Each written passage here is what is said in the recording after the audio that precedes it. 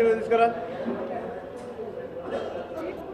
28వ తేదీ నాడు మెదక్ జిల్లాలో మధ్యాహ్న భోజనం చేసుకున్న తర్వాత నల్లవాగు సరిహద్దుల నుంచి మధ్యాహ్నం 2 గంటల తర్వాత తిమ్మానగర్లో ప్రవేశిస్తుంది మీకోసం పాదయాత్ర.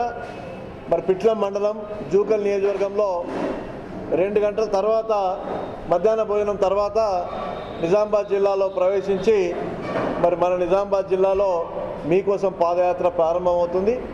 అక్కడ తిమ్మానగర్ నుంచి 4.5 కిలోమీటర్స్ పాదయాత్ర చేస్తూ సాయంత్రం పిట్లం మండల కేంద్రంలో మరి మీకోసం పాదయాత్ర బహిరంగ సభ మరి 28వ తారీఖు నాడు బహిరంగ సభ చేసుకొని పిట్లం దాటిన ఒక 1/2 కిలోమీటర్ మీద రాత్రి బస చేస్తారు.